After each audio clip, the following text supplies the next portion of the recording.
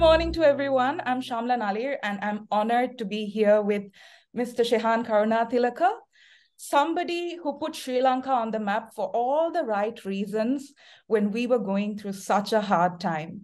So, Mr. Shehan Karunatilaka, welcome. And thanks, Shamla. Thanks for having me. Today is exactly a month since you've won the Booker Prize. And Shehan Karunatilaka has also, in the past month, has become a household name. And we've known him for the Booker Prize, but he is also a songwriter, a scriptwriter, and an author for works that have been published in Rolling Stones, GQ, and National Geography. So, Mr. Shehan Karunatilaka, how are you doing today? I'm good. There's been a lot of travel, a lot of interviews, a lot of emails to answer, and so it's been busy.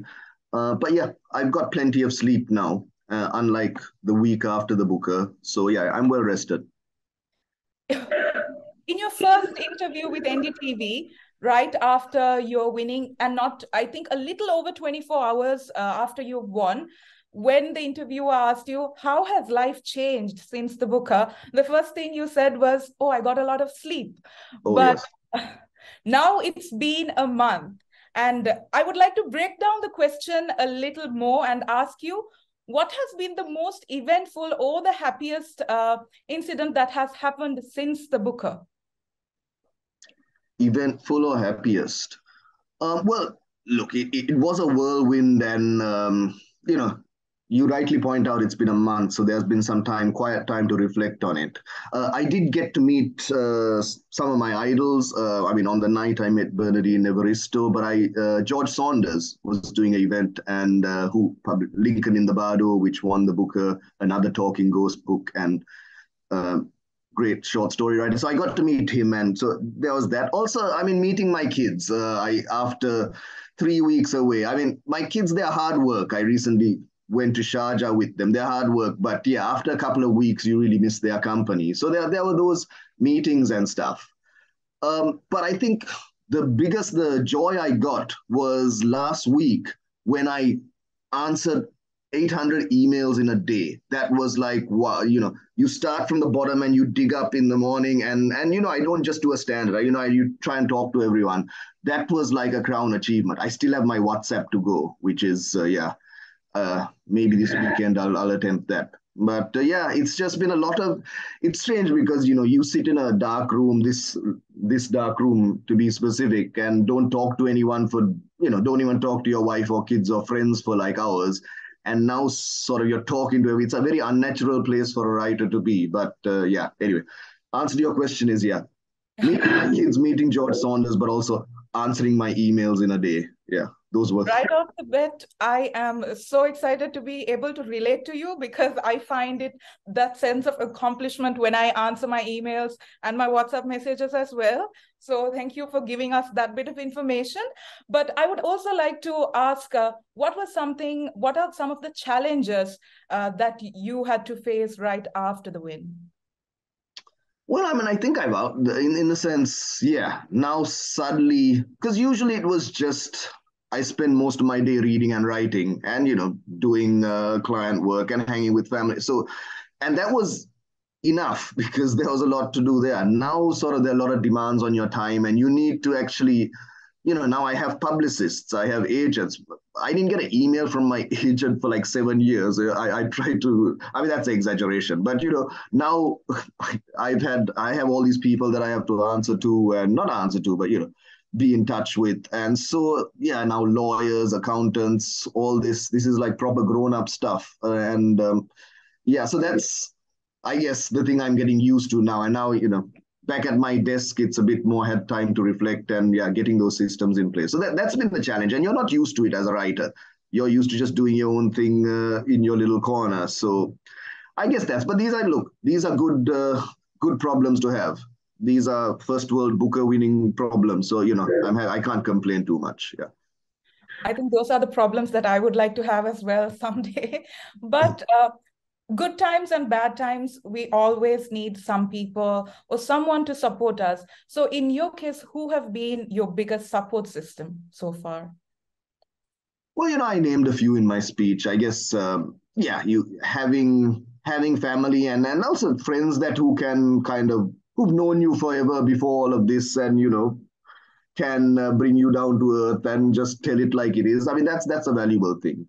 But also, I think the people I called out to were my the first readers, because that's those if all writers, if you have a few first readers, and preferably not someone you're in a relationship with or married to. That's, I mean, some people have that also, but that's yeah, maybe too much to ask. But having it's really valuable to have someone who can very kindly tell you when things aren't going, when the writing's not good, but it can also encourage you when you're feeling dispirited. I think that's quite important. But really, I mean, I got into writing as opposed to, say, filmmaking or music, because those are all collaborative things, even though I enjoy all those things. Writing is just you, right? So it's just you in a room, doing, yeah, surrounded by books and music and whatever you need to get started. So it is a solitary thing, but I think when you come out of that room, it is good to have people who are on your side and who kind of keep you in reality. So yeah, it's vital, and I've been quite blessed.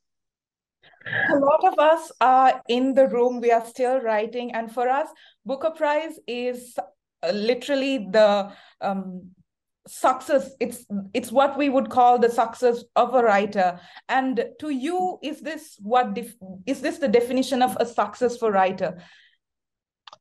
No, no, not at all. You can't look prizes. I come from the advertising industry. We love to give each other prizes and awards, and the truth is there are a lot of awards, like stuff that gets shortlisted, awarded, and you kind of scratch your head. You think, why was that? And there's a lot of brilliant genius work that is unheralded. So I think if you tag your fortunes to awards or being a bestseller and sales, I think you're opening yourself up for a lot of depression, and I don't think it's very healthy, because I think the real task here is, if you can write something that a stranger in another part of the world who knows nothing about you or your country or this can pick it up and have an experience, a positive experience, or I mean, or whatever reading experience, that's your literary success. And that's hard work. It's really hard work to do. You need many rounds and many edits to make that happen.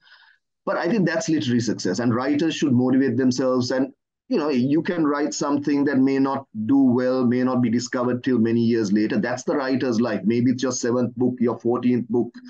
George R. R. Martin, it was Game of Thrones was his 20 something book, right? And so I think if you want to do this long term, you can't be tying your success metrics to these external things, because once the book is done, it may be a bestseller, it may be ignored, it may win prizes, it may not. But yeah, if you have done that thing, then yeah, I think that's literary success. But it's hard, but that's what you should aim for. Thank you so much. I think this is something that a lot of writers, aspiring young writers, need to hear as well. And I would like to ask, what are some things that you learned about yourself when you were writing your books? This is therapy stuff. What did I learn about myself?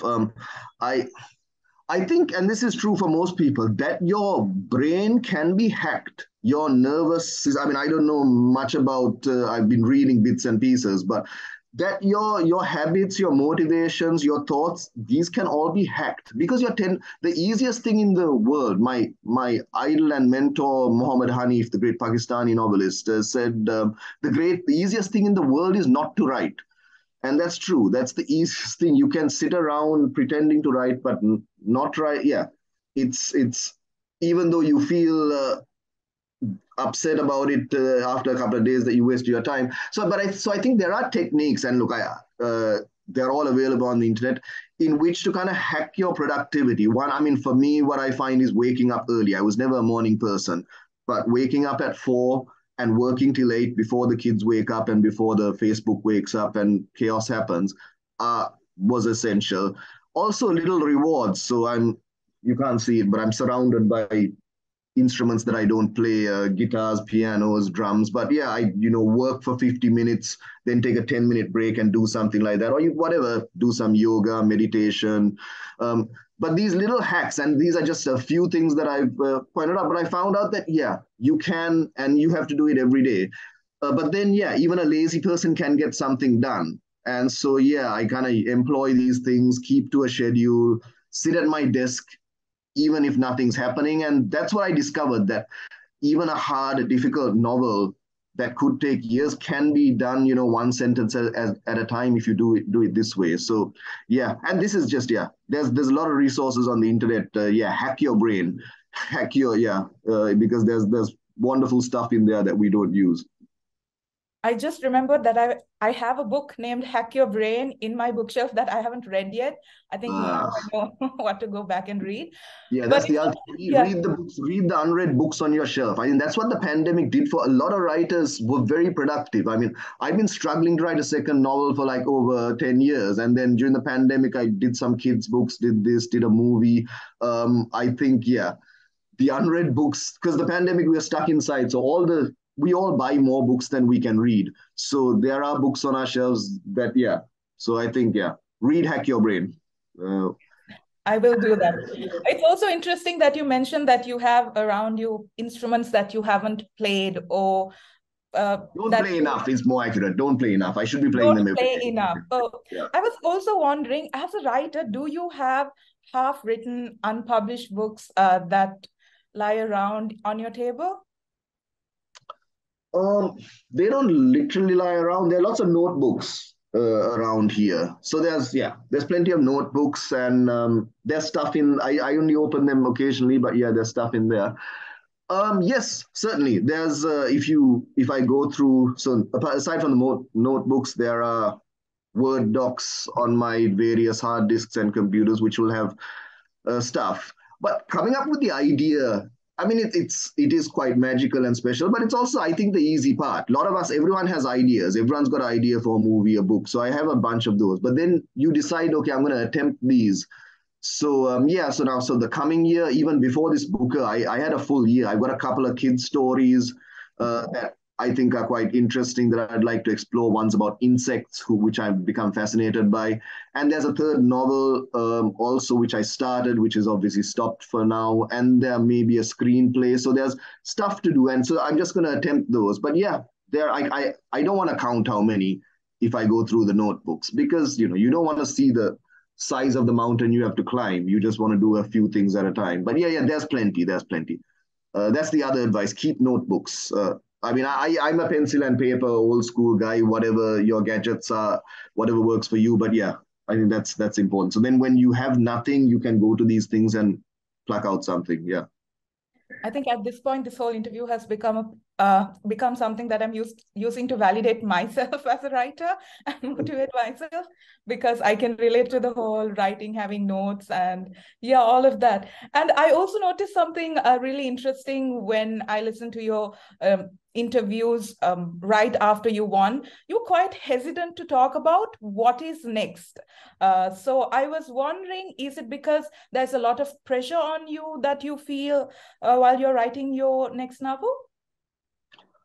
Oh, no, no, it's just bad luck to talk about something that hasn't been written. And I learned this in my 20s. I learned this because I wrote a lot of stuff. Before I did Chinaman, I attempted a lot of novels. And yeah, you talk about it, usually to try and impress girls. You talk about this stuff. And yeah, it was like one of two reactions if you talk. Either they'll say, wow, that's a brilliant idea, and you feel, okay, I've done everything, and you're not going to write it. Or they'll say, oh, I've seen that thing before. It's kind of, yeah, well, whatever may, and then you'll never write it. So might as well write the thing and then talk about. So that's the reason I just, yeah, don't talk about stuff. I mean, I can say this much. I can say it's the first one was about cricket. Second one was about ghosts. This one will be a bit more light-hearted. I think there's a lot of talk about Seven Moons of Mali Almeida and the political content and the spiritual and the violence and all this stuff. So I think I'd want third one, just go back to Chinaman, write something a bit more lighthearted. So it'll be about, perhaps if ghosts and cricket is one, it'll be about business, the corporate world, which may not sound like the stuff for novels, but I think I've collected enough stories, and the Sri Lankan corporate world is almost as absurd as cricket and the ghostly realm. So yeah, that's kind of what I'm looking at. But yeah, let's see how it turns out. Need to write it first. Yeah. That's quite interesting. I think we need to put don't talk about what you're about to write on a t-shirt and Oh, just yes. Yeah, for sell it sure. to the aspiring authors. But besides that, my next question was, what is your inspiration behind your next book? And I think you answered it, and you Mm. talked about how it's going to be about business. So, and the corporate world. So I was wondering, when you start writing a novel, do whatever you read during that period become something, or do you look for inspiration in whatever you read, or do you just read for fun as well? A bit of both, but yeah, you definitely curate your reading and your consumption of whatever art, like whatever you watch, your movies and stuff. So yeah, so for this now 7 moons, I was at the initial period watching a lot of horror movies, reading a lot of sort of gothic stuff, a lot of absurdist comedic stuff, and yeah. So yeah, with this one, I am kind of now tuning in on, and there's a lot of material, and so I think that's the fun part for me, that you get to obsess over this thing for a few years, because I try and write different books with each attempt. So then suddenly you enter this world, and yeah, so I do curate what I read and watch. So obviously now it'll be more sort of, yeah, even you can think of the movies, less horror movies, more about people in suits and ties walking and talking. That kind of that vibe is what I'm looking at. So yeah, but I also, yeah, you should also read for fun. I think if it becomes work, yeah. So I think a lot of writers, a lot of people do this. I have about 5 or 6 books going at the same time. So one will be like something that's good for me, like a classic, and one will be like a fun read. And so yeah, you mix it up, but you shouldn't lose the fun. If it all becomes work, then yeah, then it's work. You need the fun element. So yeah, I mix it up, but yeah, I definitely curate.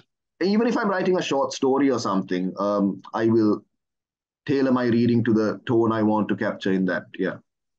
Okay, thank you very much. And once you talked about how your inspiration for your next book is going to be the corporate world and business, I think I got really excited, because as someone who just stepped into the corporate world, I would really like to see it from the point of view of you. And that is all the questions I have for today. And I'm really excited to, I've read your book, and I'm really excited for all the other books that you're going to write. I really hope that one day I have a large collection, and your books are going to be something that I will proudly show off to the next generation, and also carry across when I go for conferences and gift it to my international friends. So thank you very much for Well, joining us that's very today. kind of you. Thank you, Shamla. Yeah. It's been an absolute honor, and I'm overjoyed. I think the rest of my day is made. And thank you very much for joining us. And I hope you have a good day today. Yeah. Thanks. Thank you very much.